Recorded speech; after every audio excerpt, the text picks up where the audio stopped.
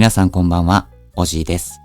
本日は X の方で募集させていただきました、おじいに作品を読ませてくださいの方の募集にですね、雪崎ショコラ様が名乗り上げてくださいましたので、ぜひそちらの作品を読んでいきたいなと思います。雪崎さんはですね、今年からこういう台本とかを書かれておられるのかな、昔から書かれているのかもしれないんですけども、確認できる作品を見ると、今年から書かれているのかなと思います。すごくね、作品のクオリティが高くて、とても素敵な台本を書かれる方だなという印象でございます。今日は一作品ね、名乗り出ていただいたものがありましたので、そちらを読んでいきたいと思います。では早速行きましょう。夏祭り、雪崎ショコラ。駅に着く。紫陽花柄の浴衣を着た彼女が手を振っている。見た目はいつもより大人びているけれど、笑顔はいつもと変わらない。やっぱり彼女なんだな、と安心すると、少し緊張がほぐれた。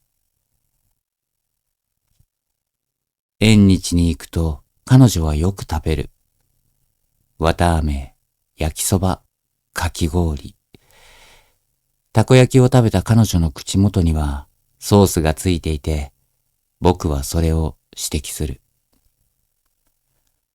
彼女は少し恥ずかしそうに頬をあからめうつむいた。その顔がすごく愛おしくてくすぐったい。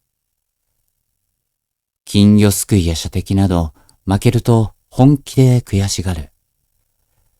そばにいると周りに注目されて恥ずかしいけど、それ以上にその姿が無邪気で可愛くてたまらない。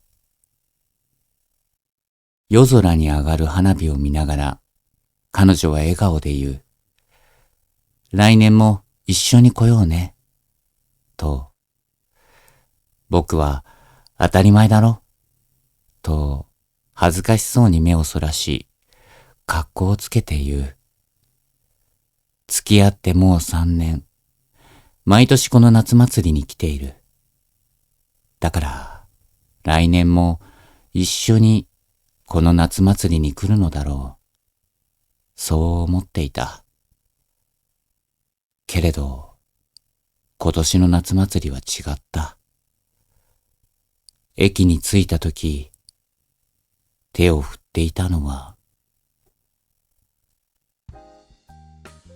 ありがとうございました。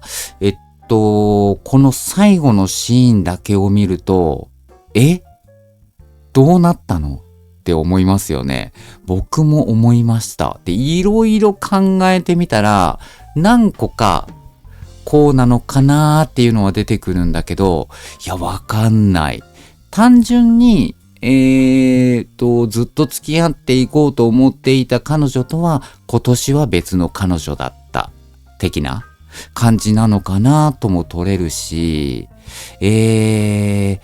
そのずっと付き合おうと思っていた彼女はもうすでにお亡くなりになっていて、今年は別の方なのか、もしくは、その幻想、幽霊的なね、ものを追いかけているのか、はたまた、もともと好きだった彼女、例えば清楚系な彼女が好きでね、付き合ってたとして、実はというか、その1年後には全然変わってる？なんていうの？ギャルになっちゃったとか、そんな感じの雰囲気なのかな？どうなんだろう？これ正解はわかりません。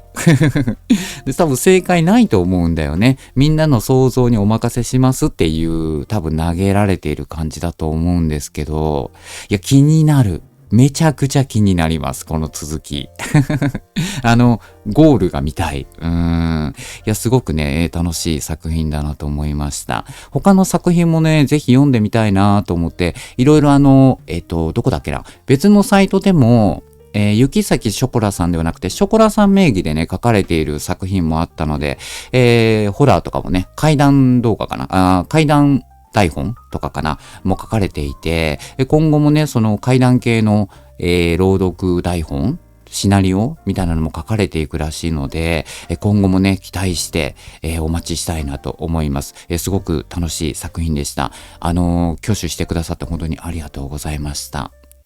というわけで、今回すごく短いんですけども、雪崎ショコラ様の一作品、読ませていただきました。とても素敵な作品でしたよね。ただ謎が残る。すごく気になる。なので、今後追いつつ、もしかしたら答えがね、出るかもしれないので、今後の作品を期待してお待ちしたいなと思います。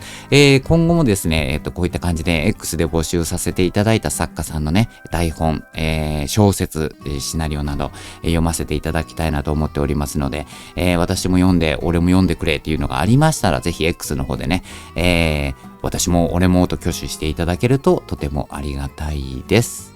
というわけで、今回はこの辺で終わりにしたいと思います。また次回の動画でお会いしましょう。おじいでした。じゃあね。